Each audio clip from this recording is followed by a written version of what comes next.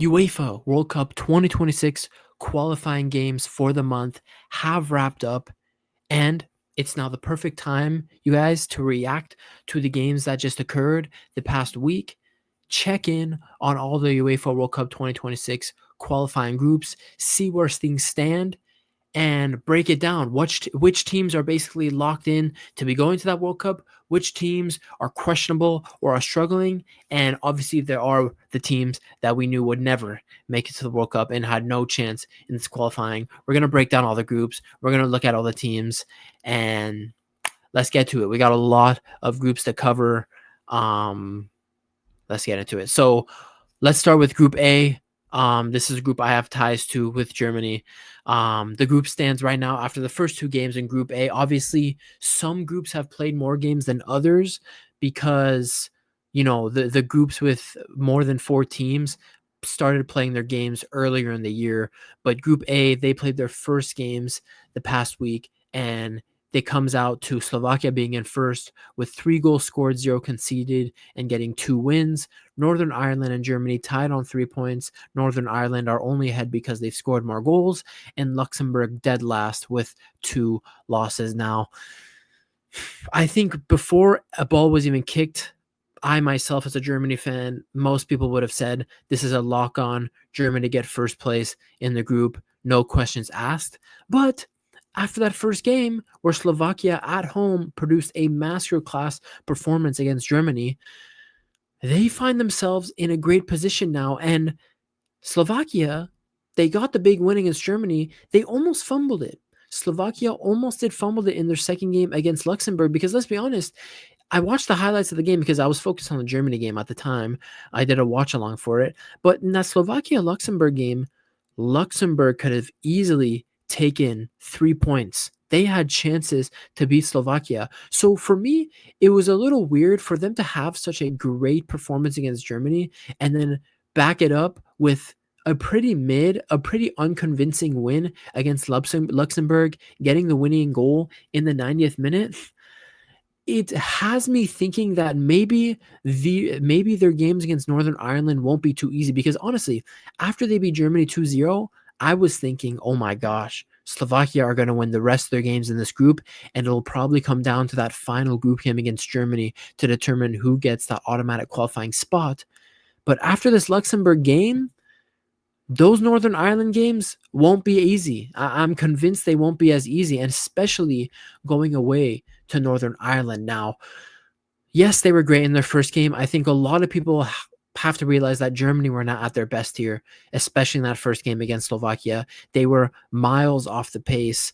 Players are injured in that Germany team. Nagelsmann made bum decisions that did not help the team out. And just overall, the German national team, the players coming into this international window, there weren't a lot of German players coming into this international window on form. So it kind of just all culminated into a mess in that first game against Slovakia. But Germany did rebound and back it up with a 3-1 win against Northern Ireland at home. And then I'm sure, Germany next month in the next 2 games against Luxembourg and then away to Northern Ireland, they'll be looking to rebound, get another 2 wins and add another 6 points to the board and hope Slovakia drop points somewhere so they could retake first place in the group. But honestly, when I'm looking at this group, seeing how Slovakia's performance dropped off against Luxembourg, I'm now not too confident that Slovakia will win the rest of their games up until that final game against Germany. I was very pessimistic after that loss to Slovakia. During the game against Northern Ireland, I was very pessimistic of Germany because the performance was not there. But after they pulled through, got the win, which was a deserved win, by the way, at home against Northern Ireland, I'm very confident that this Germany team and Nagelsmann will refine their form in a month's time in the October games, because I'm sure a lot of these German players will go back to club football in the next month, regain some form. Some players will be back from injury. We'll see some fresh faces in a month, and I think Germany will get right back on the horse and get these wins in this group to get that automatic qualifying spot. As for Northern Ireland, I think a key game, the key games for them are going to be against Slovakia. I don't see Northern Ireland, after seeing what Luxembourg did, I don't see Northern Ireland dropping points in that second game to Luxembourg. It's those 2 games against Slovakia. Like, if they could come out with a draw and a win, they would put themselves in a very good position to end up in the playoff spot for this group. So Group A stands as is, but I really think Germany will get back onto their form and gain more momentum and eventually end this group first place. And as of now, I'll still back Slovakia for the playoff spot, but I'm not counting Northern Ireland out. Group B, let's go to Group B, everyone. Now if I were to title Group B after these first two games, it would be Swedish disaster. Swedish disaster. This was a horrific window for the Swedish national team. You're looking at Sweden. Gyökeres, Isak, Alanga. Formidable players up top. You're looking at Sweden to take care of business against teams like Kosovo and Slovenia and honestly challenge the Switzerland team. Now, Switzerland is very good. They consistently are making World Cups. They are tough European opposition. So it would have been a big ask for them to try and topple Switzerland in this group when Switzerland's team overall is just much stronger than Sweden's. But what you did not expect for Sweden, what you did not expect from Sweden in these two games was a draw and a loss to Kosovo and Slovenia. You were not expecting that. You were not expecting a draw to Slovenia and a big loss, a 3-1 loss to Kosovo. So these two games for Sweden, horrendous. Now, that's the issue. Sweden have played one of their two games of Kosovo and Slovenia. If Switzerland wanted to compete in this group, both games against Kosovo and both games against Slovenia needed to be wins. In two of those four games now, they did not come away with any wins. They come away with 1 point. So for Sweden to really turn things around here, they basically need to beat Switzerland twice. Now, if Switzerland goes to Sweden, let's talk. Let's see what happens. Let's see what Isak Gyökeres, Anthony Elanga can do. Guys like that in the team. The big stars of the team. But Sweden going away to Switzerland, I don't have much confidence in Sweden getting anything from that game. I don't have much confidence in them getting anything in that game, especially after these two performances we saw the last week. So Sweden, horrific window for them. Now, they're only 2 points behind Kosovo. And Kosovo and Slovenia, they're going to drop points. So Sweden is still not out of it, obviously, for the playoff spot. But I'm very confident in predicting now that Sweden will not rebound and even compete to get the first place spot unless they beat Switzerland in both games. If that happens, then Sweden is back in the running to try and get that automatic qualification spot. But as of now, it's not looking too great. And Switzerland getting the business done across 2 legs, 7 goals, 7 goals scored, 0 conceded. I mean, what else do you want? What else do you want? Now for Kosovo, I'm kind of counting out Slovenia in this group. Even though they had some impressive Euros performances actually last summer. That 3-1 win against Sweden, I just don't know what to make. Like, is that an anomaly? Kosovo's win against Sweden? I don't know. Because, you could see a result like that and be like, oh, Kosovo just had a great day. It's an anomaly. But a result like that for Kosovo can really set the tone for World Cup qualifying, and they could take that momentum throughout the rest of these games with that confidence, with that belief. So, I don't know. It's I said I'd count out Slovenia.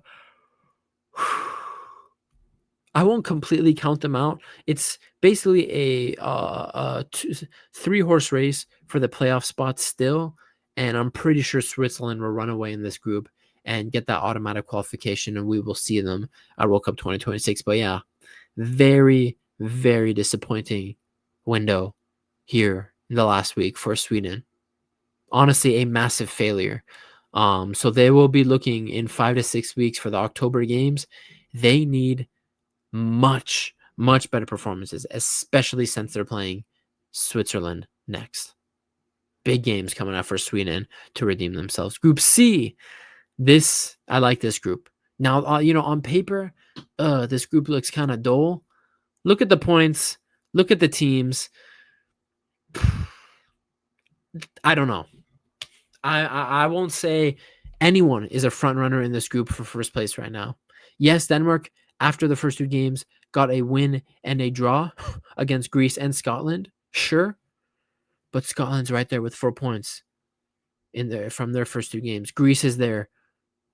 Greece is there with a. Excuse me. Yeah, I got a phone call and I'm recording my videos now with my iPhone, so I have to pause there real quick. Anyway, it's a 3-horse race here now. If I were to predict who would get first in this group, I think I would just back Denmark just because they're a consistent team, man. They have been getting to World Cups the last couple of editions. Their team is serious. They've had strong showings at the last 2 Euros. And yes, there's a little bit of a changing of the guard for Denmark. A lot of those players we saw in the 2010s are now being phased out. But I still think the team is strong enough. I think Denmark will probably get first place in this group. But I'm telling you, if that is the case, Scotland and Greece are going band for band for that second place spot. And I cannot wait in a month. I cannot wait for this Greece versus Scotland game. You guys, if you want an underrated matchup, an intense, brutal game, tune in to Scotland versus Greece, because this right here is going to be bananas now. It won't be I'm sure it won't be like a 5-4 Italy versus Israel game. But if you just want to see like passion on display, big challenges, rough football, just like basically the fight for survival or something, tune into this Greece-Scotland game. But yeah, it's too early to tell. Like, you could definitely count on Belarus for sure. But when talking about first, second, or third, who will top, who will get the playoff spot, it's too early to tell now. You could just go off stats and be like, oh, well, probably Denmark and Scotland will top the group in first and second because Greece, their defense is a little weaker. They conceded 4 goals, blah, blah, blah.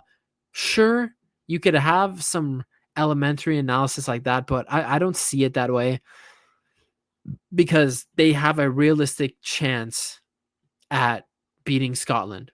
And so does Scotland the other way. So, if Greece beats Scotland all of a sudden in the next game, they're in second place because, Denmark is not losing to Belarus. That's not happening. So yeah, some big games to look forward to in Group C. I will definitely be tuning in to Scotland versus Greece, and I urge you to as well. Let's run over to Group D. France, top of the group on 6 points, 2 wins out of 2. Iceland with 1 win, getting that win against Azerbaijan. Ukraine with 1 point from their draw against Azerbaijan, and then same for Azerbaijan, 1 point from their draw with Ukraine. And I think that game was actually today. Yeah.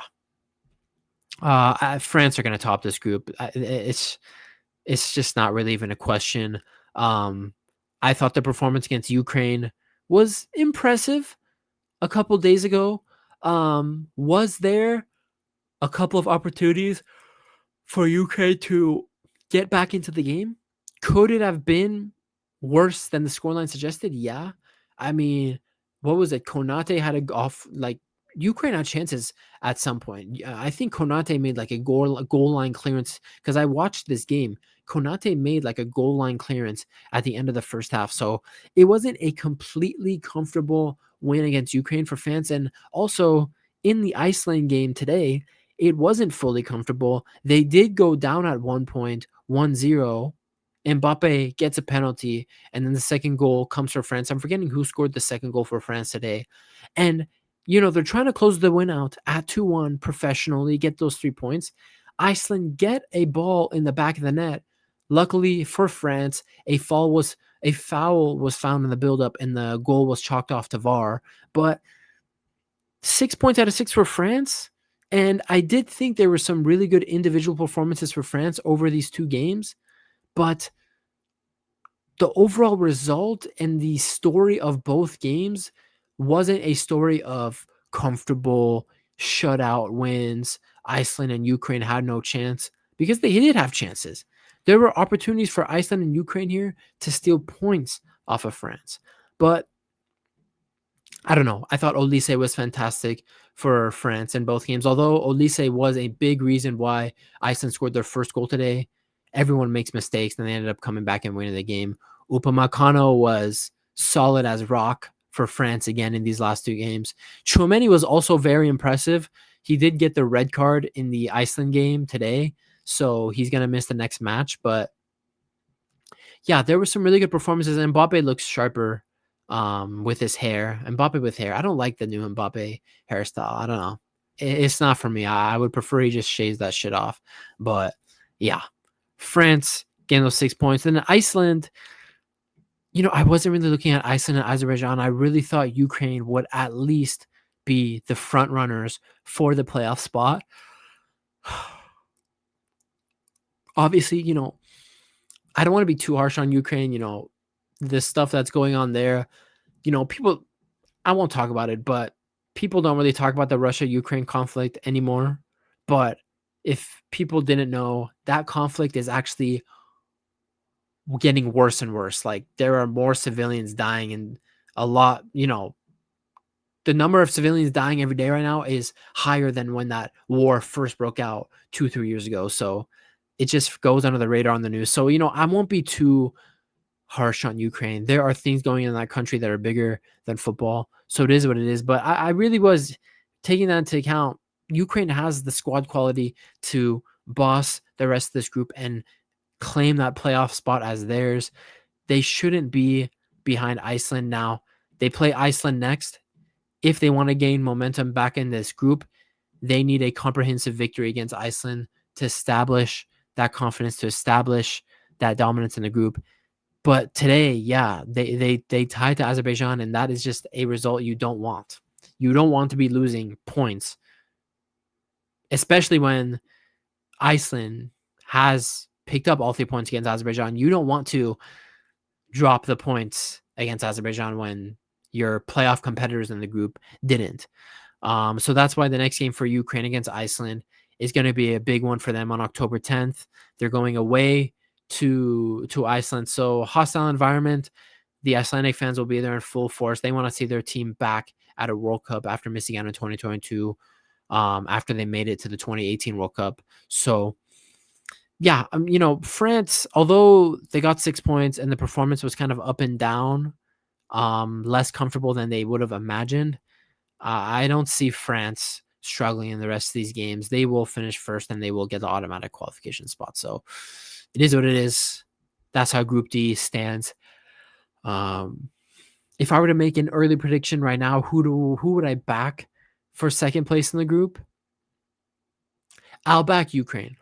I really will back Ukraine. I just think they'll rebound, and I can see them getting a big win away from home in Iceland to get back on track in this Euro qualifying this World Cup qualifying for UEFA. So that's Group D. Let's go to Group B, and I gotta say, for this window, this is the team of the window. If there was that award, the team of the window award for every international break, like which team was the most impressive, absolutely, you got to give it to Spain. They ran riot. 3-0 win against Bulgaria, very comfortable. And then they go away from home to Turkey, hostile environment, and they play the brakes off of Turkey. They play Turkey out of the park, winning 6-0. Marvelous Mikel Merino. Marvelous Mikel Merino. I can't believe I just said that. Taking one from the Arsenal fans. Marino getting a hat trick. Pedri with a brace. Absolutely running just show. Lamine Yamal making a mockery of the Turkish defense. I mean, really, that's a huge statement victory. Yes, people might look, oh, it's just Turkey, this and that, yada, yada, yada. Turkey had a decent Euros last summer, and playing in Turkey is absolutely no joke. So to go to Turkey, Spain, and destroy them 6-0, it's incredibly impressive. And it's just adding to my confidence for Spain next summer. I genuinely think when it comes to making my World Cup predictions in a couple, just before the World Cup starts in a couple of months, it's going to be hard for me to ignore Spain and not choose Spain as my favorites to win the World Cup because they just look so strong. If there's anything that might go against the Spanish team, it's the youth. But I really think this Spain team has a good blend of experienced players and youth players. You've got your Oyarzabals, Marino, Rodri, etc., Unai Simon in goal, and then you have Pedri, who is very young but extremely experienced. Pedri, Lamine Yamal, Nico Williams, whoever is playing in that front three. I'm blown away by Spain. I'm jealous. I'm jealous of Spain. These are the Euro champions for a reason, man. So talented. And then in the rest of the group, yeah, for sure we could count out Bulgaria. We can count out Bulgaria with all due disrespect to Bulgaria, losing both games 3-0 to Georgia and to Spain. 0 goals scored, 6 conceded. You can absolutely count out Bulgaria. It's really going to be a battle between Georgia and Turkey.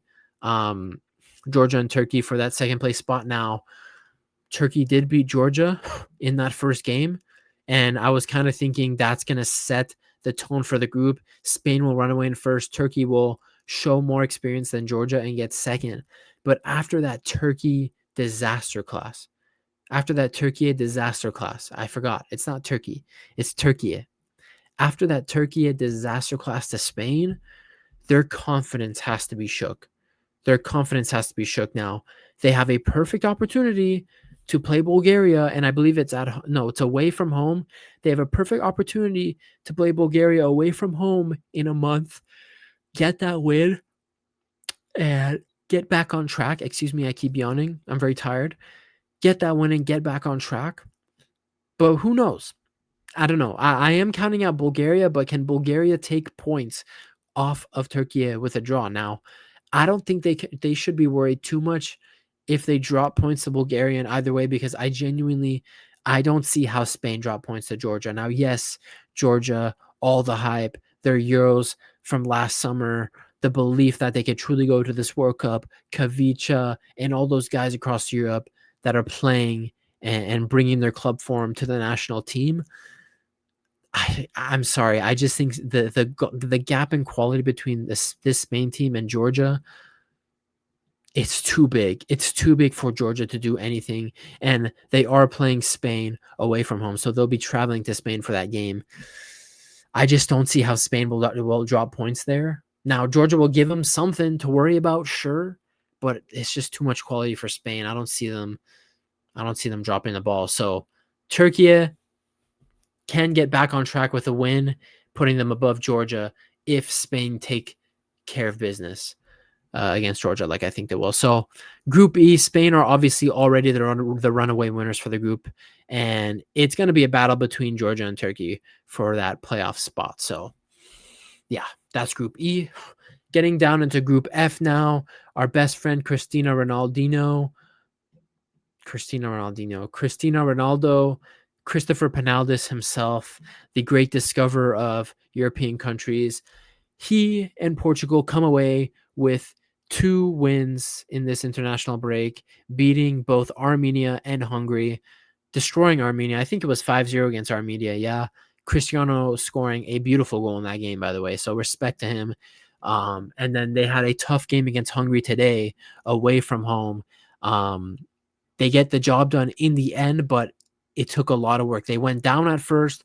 They came back at 2-1. Then Hungary tied at 2-2, and then João Cancelo finishes the game off for them 2 minutes after the Hungary equalizer to take away the 3 points and the 3-2 win. And yeah, so Portugal, very similar to some of these other groups, they will easily qualify in first place. They should qualify in first place. This isn't the days anymore where Portugal has to qualify through playoffs. It's not those days. Portugal has enough quality throughout the team where, especially in a group like this with Armenia, Hungary, and Ireland, they do not go to the playoffs. They will get first place, and they will be at World Cup 2026. Surely Cristiano Ronaldo's last World Cup, right? Surely. But honestly, I'm not putting anything past Cristiano when it comes to playing in 2030 World Cup. I seriously am not putting it past him, in all honesty. But yeah, Portugal getting 2 strong wins. Armenia bouncing back after that horrible performance against Portugal, and getting the win against Ireland today to give themselves 3 points. So yeah, they're above Hungary because of that win. What is that noise outside? They're above Hungary, but I am a true believer in this Hungary team. I think Hungary is a very tough team to play against. Yes, now Hungary did drop the ball and draw to Ireland in that. I don't know what that sound is outside. I don't know if you guys could hear it, but they did drop the ball big time by drawing to Ireland in their first game. You cannot do that from the Hungary perspective if you want to be serious and get to that World Cup. But in their next game, they do have Armenia. I really think that this Hungary side is a tough team to play against. They make life against the bigger teams so hard. We've seen in the past against, I think they've played Italy a couple times. I know for a fact they've played Germany a couple times, and they played Portugal a couple times throughout the years and given them issues. Even England. I remember they drew with England 3-3, or they beat England like 3-1. I don't remember. But they give the big teams a hard time. They just consistently let themselves down against teams like Ireland, the games that they should be winning. But I think they have a good opportunity now in the next game playing Armenia at home to get back on track, get that win, and take their momentum and establish a second place finish and go to the playoffs. I think I would be comfortable predicting this group as Portugal in first, Hungary in second, Armenia in third, and Ireland dead last. I would be pretty comfortable predicting that group right now to finish in that order. So Group F there, and we only got we still got so many groups. Holy crap. Group G. Oh my gosh, I forgot how many groups there are. Seriously, I forgot how many groups there are. Group G, these are the groups now with 5 teams that have already played more than 2 games throughout this year. Right now, it stands as Netherlands in first on 10 points, 4 games played. Poland tied in first with 10 points, but they have 1 more game played over the Netherlands. Finland, Lithuania, and Malta, the ensuing order of the group. Yeah, I think with the team Netherlands they also have a game in hand. So yes, they're tied on points with Poland. Yes, I understand. They'll finish this group out on top. I mean, think of a full strength Dutch team. I'm looking at guys like Mart Verbruggen, Jeremy Frimpong, Van Dijk, De Ligt or De Vrij in the back, midfield 3 of Timothy Reinders, Gravenberch, and Frankie de Jong. Obviously, up top is where the Dutch team kind of tapers off. You have guys like Memphis Depay up there still as the leading guy of the front line. So, yes, they're a little light up top, but from midfield to defense, the Dutch are very strong. And they're going to be at that World Cup. They will get first place in this group. And it's really, if I'm to predict this group, it's the Dutch will get first. And Lithuania and Malta, you can disregard them. They're just going to finish 4th and 5th. It's really a battle for second place between Poland and Finland now. The unfortunate thing for Finland here is they are 6 goal difference behind Poland. And in case you didn't know about qualifying, if you are tied with a team in the groups, it doesn't go to head first. It goes to goal difference, and then it goes to goal scored, and then I believe it goes to head, and then yellow cards or disciplinary actions or whatever it's called.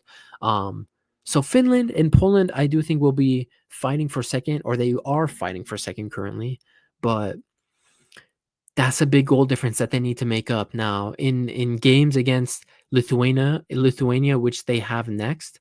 In their next game against Lithuania, great opportunity for them to have a big victory and decrease or increase that goal difference into the positives, at least, you know what I mean? Not be in the negatives. But yeah, the Dutch will run away with this group. They will get first place. And it's going to be Poland and Finland kind of battling it out for that playoff spot. So it is what it is. Who do I see getting that playoff spot? I think it's Poland. If the goal difference was closer here between Poland and Finland, I would give Finland a bigger chance.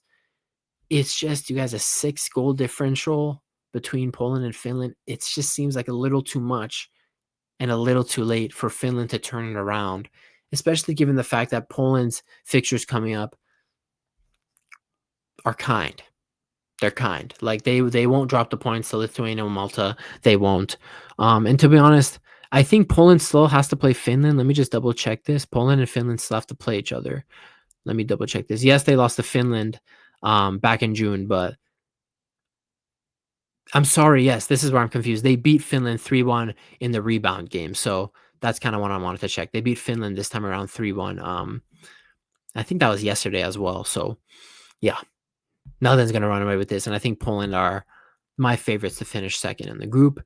Going down to Group H, very tight group right now for the first place spot. Bosnia on 12 points after 5. Austria on 12 points after 4, obviously meaning they're undefeated. And then Romania, Cyprus, and San Marino are the following teams in the group. I think it's really just a battle for first between Bosnia and Austria. I think so. I've actually been pretty surprised by Bosnia's performances in these World Cup qualifiers, but the issue is Austria's too strong. What Ralf Ragnick is doing with this Austrian team, they're a tough team to play. They're a tough team to beat. They have quality players all around the pitch. Guys like Konrad Leimer, Marcel Sabitzer, David Alaba, after all of his injury issues, is now back fully into this Austria team. Yeah, they are behind Bosnia on goal difference, but they've played one less game and they're undefeated. I honestly see Austria winning all of their games in this group and topping the group, and getting that first place spot with maximum points. I'm really high on Australia and what Ralf Ragnick is doing with this Austrian team ever since he took over. I think it was a year and a half ago, almost 2 years ago now. So yeah, Austria although it's close right now, Austria for sure. I'm backing them to get first in this group. And because of how well Bosnia has started, I don't see Romania catching them. If Bosnia lost a game if Bosnia dropped some points here or there, and say we're on maybe like 10 points, right? 10 or 9 points, then it's a battle for second place between Romania and Bosnia. But I just think the points gap is already established for the rest of the games, and Bosnia will be able to get over the line and take that playoff spot. And, old man Aiden Dzeko is still out there banging in the goals for Bosnia, man, and getting the job done. So that would be great if Bosnia can go to the playoffs and Edin Dzeko could potentially lead his nation back to the World Cup after missing out in 2018 and 2022. Oh my gosh, guys, we still have 4 more groups to go over. Group I. Yeah, Italy are in danger. Yes, Italy have played one less game than Norway. If they do win that game in hand, they will go up to 12 points. But the way Norway are playing, Norway already beat Italy 3-0 in their first encounter. The way Norway are playing, they're not going to slow down in this group. They're really not. And if you guys, I want you to look at this goal difference for Moldova. You see this? You see this, right? I want you to guess what the score was between Norway and Moldova today.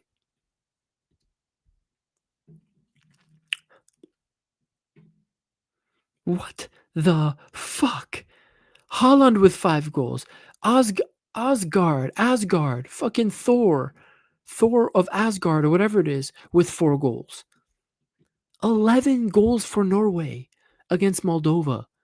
These guys are serious, and throughout qualifying so far, they're undefeated 5 games, 15 points. They're undefeated. 21 goal difference. Erling Haaland playing his socks off. More importantly for them, Martin Odegaard. Yes, he's struggling to find his creative strokes of genius at Arsenal, but for the Norwegian national team, Martin Odegaard has been lighting it up in these UEFA World Cup 2026 qualifying games. And Norway now for sure, they're pole position to get first. I think they'll get first. Nothing is slowing them down. Yes, they still have to play Italy again, but I honestly see them beating Italy again. I see them beating Italy in that second match. Italy, for me, they're in a battle with Israel for second place now. They just had a crazy game with Israel. They honestly could have lost it. It could have gone either way. They won 5-4.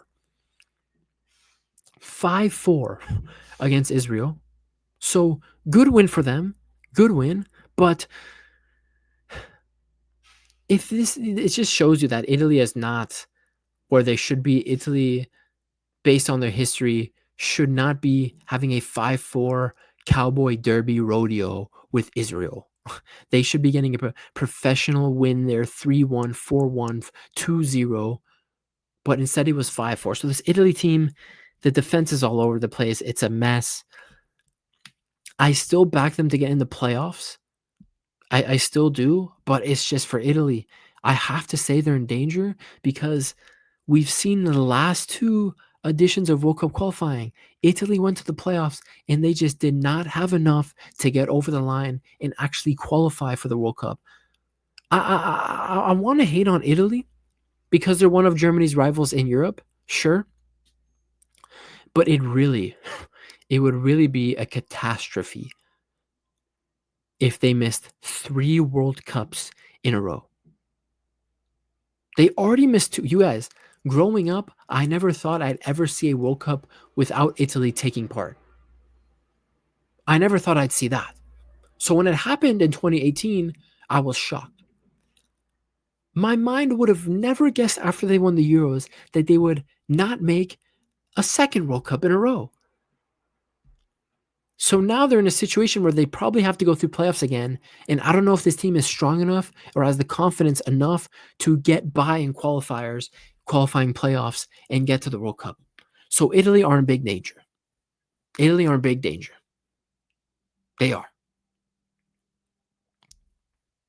It's shocking. It's really crazy the fall off. Going down to Group J, Belgium have a draw and 3 wins after 4. They looked very good in their last 2 games. Although they did play Kazakhstan and Liechtenstein, they won both games 6-0. De Bruyne and all the guys on the belt. They just dominated Kazakhstan and Liechtenstein. And I think in the Kazakhstan game, after Belgium won 6-0, the Kazakhstan head coach quit. He resigned.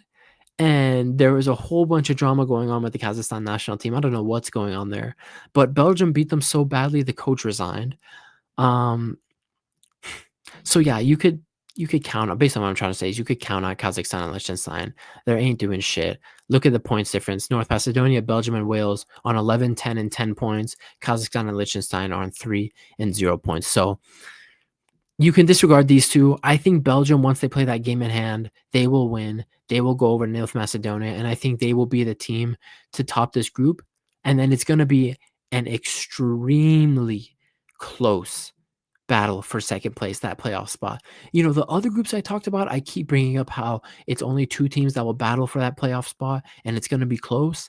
This right here might be the closest. This is probably might end up being the closest battle for second place. Wales and North Macedonia are trying to get that playoff spot. So, you know, North Macedonia is on 11, Wales is on 10. Both Wales and North Macedonia, both their next matches are against Belgium. So things won't really change much after the next international window. We're probably going to have to wait for the November games to get some real movement and clarity between North Macedonia and Wales. But yeah, Belgium, these last 2 games, excellent, winning 6-0 against Liechtenstein and Kazakhstan, and they'll want to take that momentum into their next games against Wales and North Macedonia. And yeah, if Belgium win both the game against Wales and North Macedonia in October, it's basically done. The automatic qualification spot would 100% be Belgium's for the taking. So yeah, we'll see the Belgian Devils, or whatever their mascot is called, back at another World Cup. And we're gonna see what happens and plays out between North Macedonia and Wales in the future. Last 2 groups coming up here. Group K, the group of England, Churchill. You know, I'm a little scared of England. Because I don't think these guys have been impressive in qualifying. In fact, today was actually probably their first really impressive performance. They smacked up Serbia. I think it ended up being 5-0 away from home today. So this was their first really impressive performance, in my opinion. But even that, the other 4 games, they weren't great, but they're still on 5 games played, no goals conceded, 13 goals scored, and maximum 15 out of 15 points so far. You know, I have my doubts about England. But what Tuchel is doing with this team, it has me a little scared. Now, it's just World Cup qualifying. Doing it at a World Cup is a completely different ball game.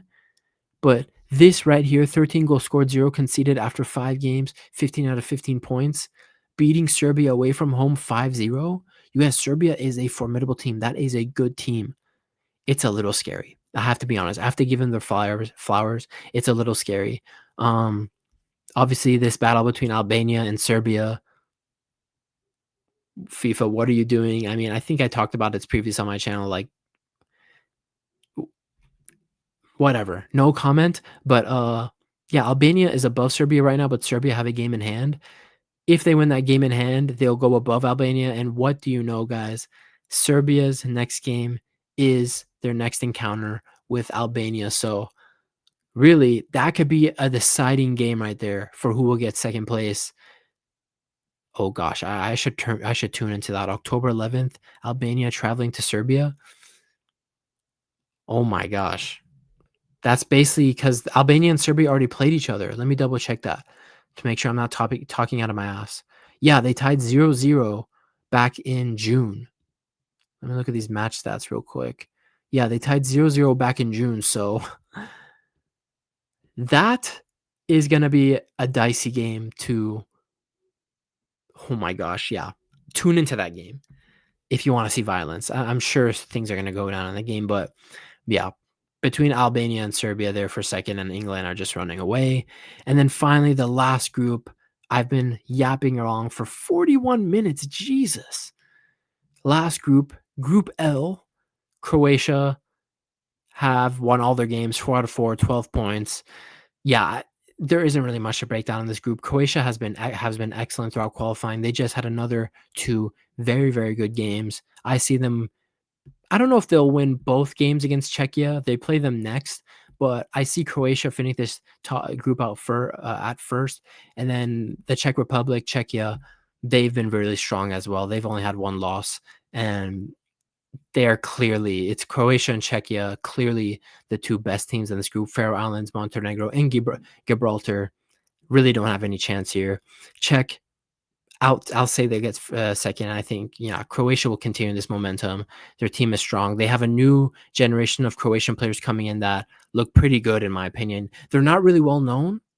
But there's some guys coming up for Croatia that this Croatian team might just continue to be strong, in all honesty. So, yeah, that was a lot of groups. That was a lot of teams. So thank you for bearing with me. Italy, if I were to take like a big takeaway from all this, I'll probably make it the title of my video. I would say for the big teams or the big disappointments, I would say Italy and Sweden are in danger of having to go through the playoffs or might not even make the playoffs. And Norway and Spain for me were the 2 standout teams